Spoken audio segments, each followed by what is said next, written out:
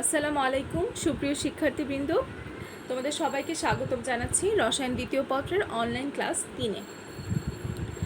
আমরা আমাদের লেকচার 2-এ আমরা যে জিনিসটা নিয়ে আলোচনা করেছিলাম তা ছিল বায়ুমণ্ডলের বিভিন্ন ধরনের স্তর সম্পর্কে আমরা জেনেছিলাম।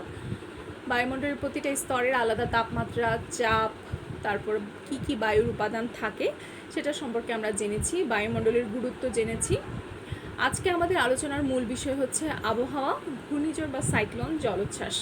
এই নিয়ে তোমাদের প্রশ্ন থাকতে পারে, এটা তো রসায়নের অংশ নয়। আসলে আমরা এখানে খোঁজার চেষ্টা করব ঘূর্ণিঝড়, আবহাওয়া বা সাইক্লোনের মধ্যে রসায়নের সম্পর্কটা কোথায়।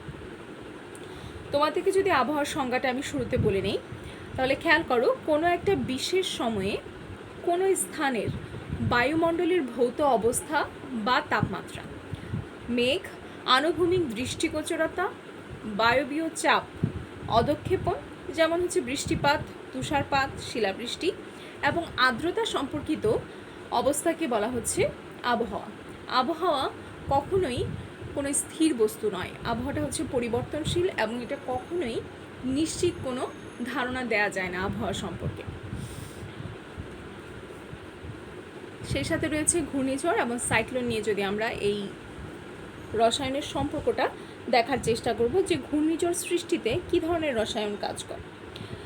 তাহলে আমরা একটু তোমাদের যদি রসায়নের একটু প্রাথমিক ধারণাটা যদি আমরা একটু যাচাই করে নিই, তাহলে তোমাদেরকে যদি প্রশ্ন করা হয় যে তাপ দিলে, তাপমাত্রা যখন বাড়ানো হয় তখন কি গ্যাসের আয়তন বাড়বে না কমবে? তাপ দেওয়া হলে গ্যাসের আয়তন সবসময় বৃদ্ধি পায় এবং তোমরা মনে রাখবে গ্যাসের আয়তনের সাথে ঘনত্ব এবং চাপের সম্পর্ক হচ্ছে ব্যস্তানুপাতিক। অর্থাৎ কোনো গ্যাসের আয়তন যদি বাড়ে সেক্ষেত্রে ওই গ্যাসের ঘনত্ব এবং চাপটা ঠিক সেই হারে কমবে, অর্থাৎ ব্যস্তানুপাতিক সম্পর্ক। কোনো জায়গার যখন তাপমাত্রাটা খুব বেশি পরিমাণে বৃদ্ধি পেয়ে যায়, ওই স্থানের বায়ুমণ্ডলের গ্যাসের আয়তন বৃদ্ধি পায়, ফলে ওই জায়গার গ্যাসের ঘনত্বটা কমে যায় এবং ওখানে চাপও কমে যায়, অর্থাৎ সেখানে নিম্নচাপের সৃষ্টি হয় এবং একটা বায়ু শূন্যতার সৃষ্টি হয়। যখন ওখানে কোনো বায়ু শূন্যতার সৃষ্টি হবে, সেই শূন্য জায়গাটাকে পূর্ণ করার জন্য পার্শ্ববর্তী অঞ্চল থেকে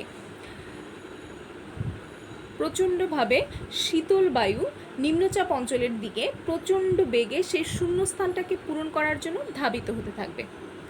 পৃথিবীর আবর্তন গতির জন্য দক্ষিণ গোলার্ধে বায়ু ঘড়ির কাঁটার দিকে এবং উত্তর গোলার্ধে ঘড়ির কাঁটার বিপরীত দিকে ঘুরতে ঘুরতে নিম্নচাপ অঞ্চলের দিকে ধাবিত হতে থাকে এবং এর ফলেই বায়ুর একটা ঘূর্ণায়মান অবস্থার সৃষ্টি হয়, যেটাকে আমরা বলি ঘূর্ণিঝড় বা সাইক্লোন।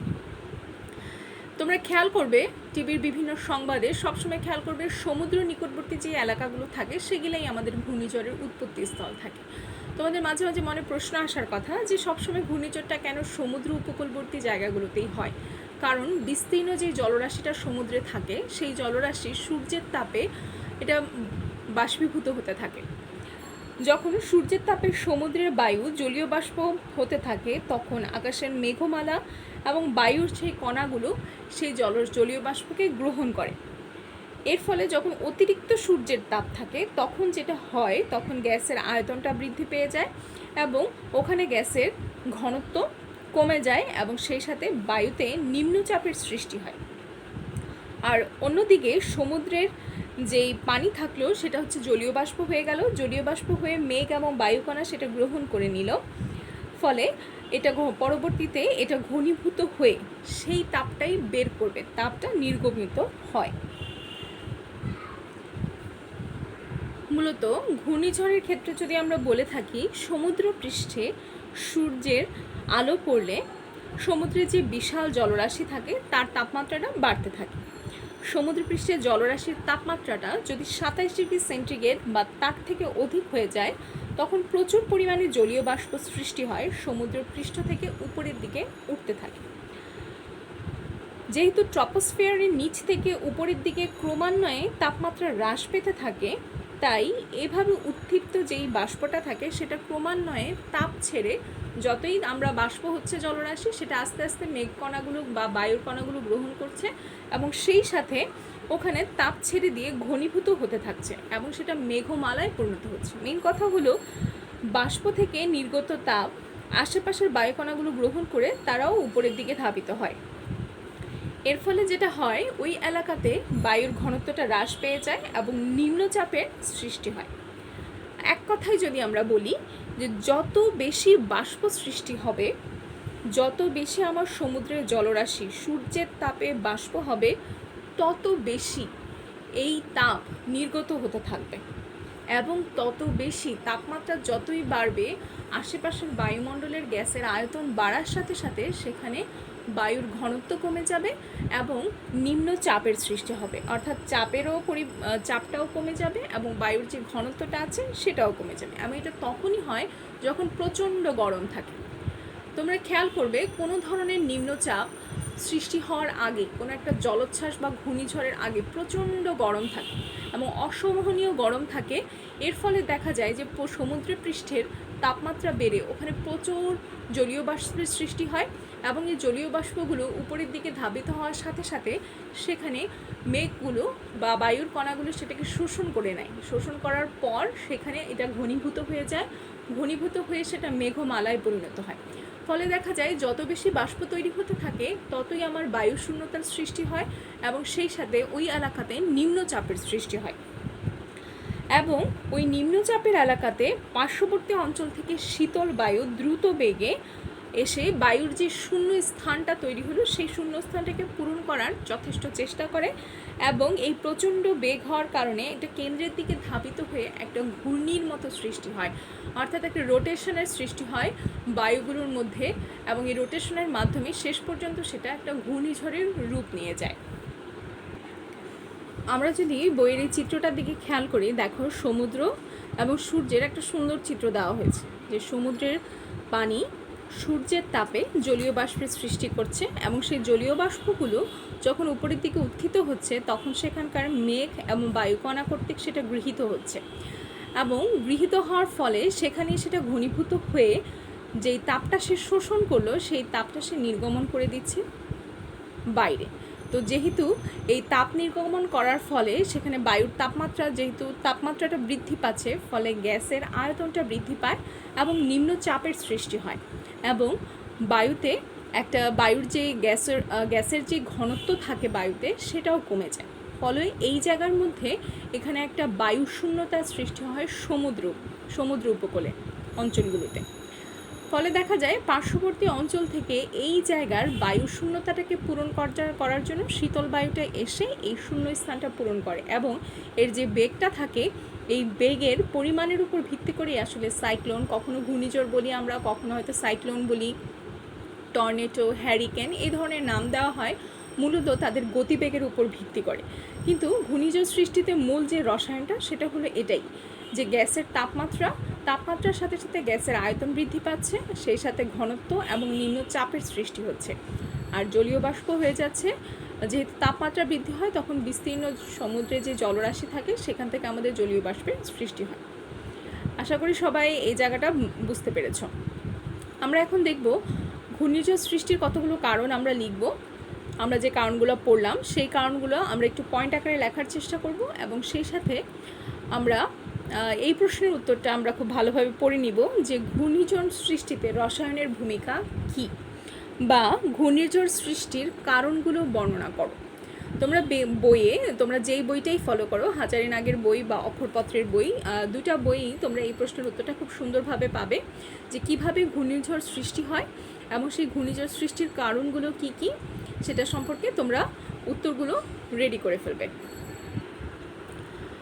আমরা শুরুতেই আবহাওয়ার সংজ্ঞাটা দিয়ে ক্লাসটা শুরু করেছিলাম। আমরা পড়লাম ঘূর্ণিঝড় সৃষ্টিতে রসায়নের কী ভূমিকা থাকতে পারে বা ঘূর্ণিঝড়টা কেন সৃষ্টি হয় সেটার কারণ জানার চেষ্টা করলাম। এবার আমরা দেখি ঘূর্ণিঝড় বা সাইক্লোন এটার গতিবেগটা আসলে কেমন হয় এবং এই শব্দটার উৎপত্তি কোথা থেকে হয়েছে।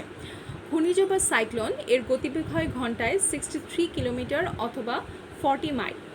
গ্রিক শব্দ কাইক্লোস অর্থ হচ্ছে কয়েল অফ স্নেকস, অর্থাৎ সাপের কুণ্ডলী। অর্থাৎ সাইক্লোন শব্দটার অর্থই যদি আমি বাংলাতে ধরি সেটা হচ্ছে সাপের কুণ্ডলী, অর্থাৎ সাপের কুণ্ডলীর মতো বায়ুর যে বেগটা তৈরি হয় সেটাকে আমরা বলছি সাইক্লোন অথবা ঘূর্ণিঝড়।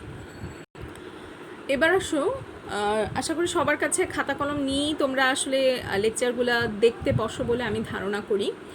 তো এখন যেটা করবে, ঘূর্ণিঝড় সৃষ্টির আমি 4টা কারণ বলবো, সেই 4টা কারণ আমি পয়েন্ট আউট করে লিখছি, তোমাদেরকে বলছি, তোমরা লিখবে। বায়ুমণ্ডলের গ্যাসীয় পদার্থের উপর সূর্যের তাপমাত্রার প্রভাব। 1 নম্বর কারণটাই হচ্ছে ঘূর্ণিঝড় বা সাইক্লোন বা জলোচ্ছ্বাস সৃষ্টির মূলে কি রয়েছে। মূলে 1 নম্বরে রয়েছে বায়ুমণ্ডলের যে গ্যাসীয় পদার্থ, বায়ুমণ্ডলের গ্যাসীয় পদার্থের উপর সূর্যের তাপমাত্রার প্রভাব। 2 নাম্বার, এই বিকিরিত তাপ বায়ুমণ্ডলের গ্যাসের মিশ্রণকে উত্তপ্ত করে, সমুদ্রের জলরাশিকে বাষ্পীভূত করে।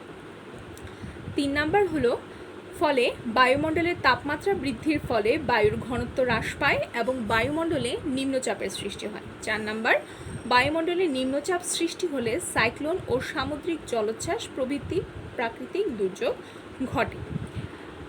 বায়ুমণ্ডলীয় যে প্রাকৃতিক দুর্যোগ সৃষ্টির মূলে রয়েছে বায়ুর যে মূল উপাদান, সেটা হচ্ছে nitrogen gas, oxygen, carbon dioxide, পানি, বাষ্প প্রভৃতির উপর তাপমাত্রা, গ্যাসের ঘনত্ব এবং চাপের প্রভাবের উপরই আসলে মূলত ঘূর্ণিঝড়টা নির্ভর করছে।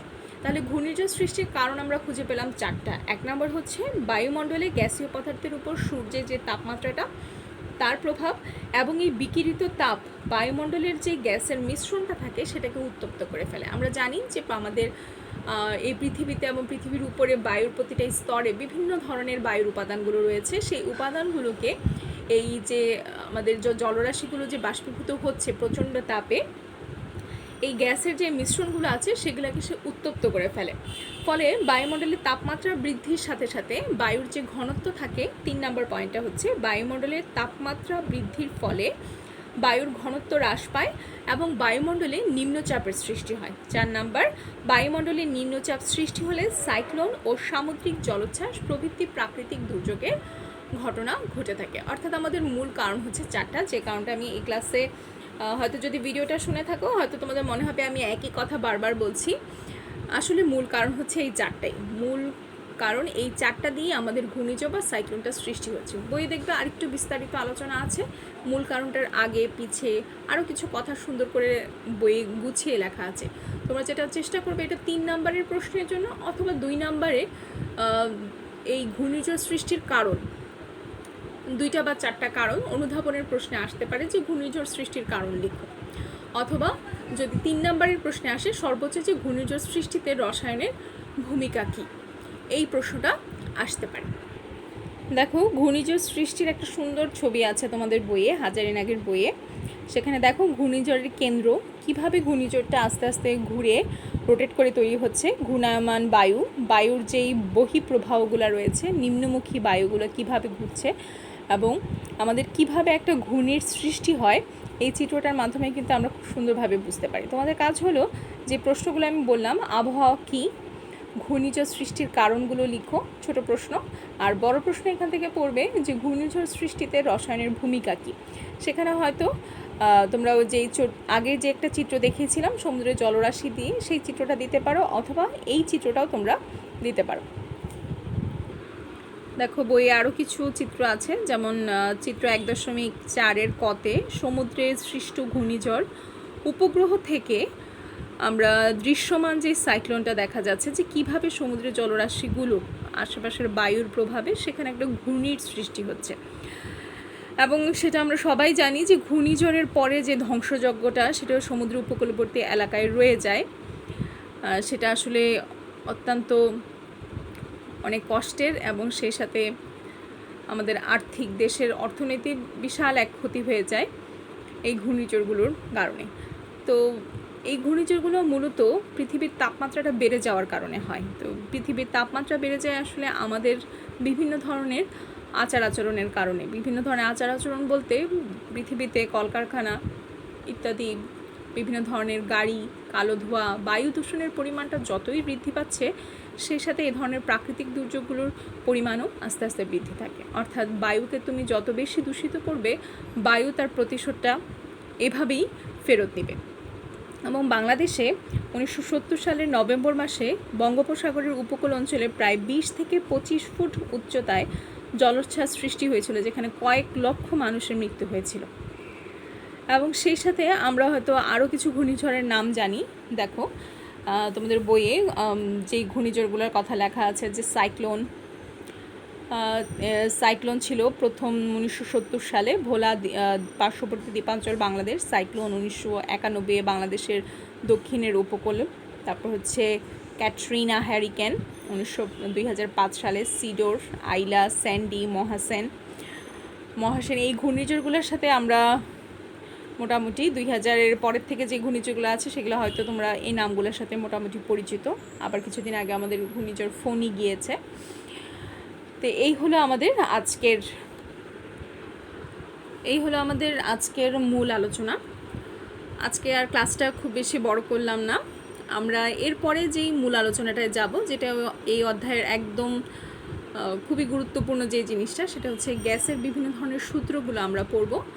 সেই সূত্র থেকে সূত্র সম্পর্কিত বিভিন্ন ধরনের অঙ্ক থাকবে, সেই অঙ্কগুলো নিয়ে আমরা আলোচনা শুরু করব। তো তোমাদের একটা বাড়ির কাজ দিচ্ছি, ছোট্ট একটা বাড়ির কাজ, যেটা 9-10-এ আমরা রসায়নের প্রথম চ্যাপ্টারটা যেটা আমরা পড়েছিলাম, সেটা হলো পদার্থের অবস্থা অধ্যায়ে আমরা কি পড়েছিলাম তোমাদেরকে মনে আছে? সেখানে আমরা কঠিন, তরল, বায়বীয় এই 3 ধরনের পদার্থের কিছু বৈশিষ্ট্য পড়েছিলাম এবং এই 3 ধরনের পদার্থের একটা পার্থক্যের ছক পড়েছিলাম এবং বিভিন্ন ধরনের উদাহরণ পড়েছিলাম। এই কঠিন, তরল এবং বায়বীয় পদার্থে কিভাবে কঠিন থেকে বায়বীয়তে হচ্ছে, বায়বীয় থেকে আবার কিভাবে কঠিনে আনা যায়, এটা সম্পর্কে আমরা কিন্তু ক্লাস 9-এর পদার্থের অবস্থা চ্যাপ্টারে পড়েছিলাম। তো তোমাদের যেটা কাজ থাকবে, ওই অধ্যায়টা তোমরা একটু শুরুর দিকে জায়গাটা একটু ভালোভাবে পড়বে, অর্থাৎ কঠিন, তরল, বায়বীয় এই 3 ধরনের পদার্থের বৈশিষ্ট্যগুলো পড়বে এবং সেই সাথে কিছু উদাহরণ পড়বে। আর কয়েকটা সংজ্ঞার কথা বলছি, যেমন আন্তঃআণবিক শক্তি কাকে বলে, আন্তঃআণবিক ফাঁকা স্থান কি, এই সম্পর্কিত যে আলোচনাটা আছে সেই আলোচনাটা, এবং কণার গতি তথ্য নিয়ে ওখানে আলোচনা আছে, ব্যাপন নিয়ে আলোচনা আছে। ওই অধ্যায়টা তোমরা একটু রিভিশন দিয়ে ফেলবে, তাহলে আমাদের পরবর্তী ক্লাসে আমরা সরাসরি গ্যাসীয় যে সূত্রগুলো আছে সেই সূত্রগুলোতে চলে যাবে। আর তোমরা বইয়ে দেখবে গ্যাসের কত বৈশিষ্ট্য বলে একটা পয়েন্ট আছে, যে কোনো বই খুললেই তুমি পাবে। তো গ্যাসের যে বৈশিষ্ট্যগুলো আছে সেগুলো তোমরা পড়ে ফেলবে। তাহলে আজকের ক্লাসে যদি আমি প্রশ্নগুলোকে সামারি করি, তাহলে প্রশ্ন পাচ্ছি আবহাওয়া কি, ঘূর্ণিঝড় কি, ঘূর্ণিঝড় বা সাইক্লোন কি, যেই শব্দগুলোর কথা বললাম, যে কোন শব্দ থেকে উৎপত্তি হচ্ছে, এর গতিবেগ কী, সাইক্লোনের সংজ্ঞা দিবে, আবহাওয়ার সংজ্ঞা দিবে। তারপর হচ্ছে ঘূর্ণিঝড় সৃষ্টির যে 4টা কারণ বললাম সেটা, এবং বড় প্রশ্ন এখান থেকে পড়বে যে ঘূর্ণিঝড় সৃষ্টিতে রসায়নের ভূমিকা কী। আর সেই সাথে নবম দশম শ্রেণীর পদার্থের অবস্থা অধ্যায়টা একটু প্রাথমিক আলোচনা তোমরা দেখে নিবে, তাহলে আমাদের পরবর্তী যে লেকচারটা থাকবে গ্যাসীয় সূত্রগুলো, সেগুলো আমরা খুব সুন্দরভাবে আলোচনা করতে পারবো। ধন্যবাদ সবাইকে, আশা করি সবাই ভালো থাকবে এবং পড়াশোনার সাথে থাকবে। আসসালামু আলাইকুম।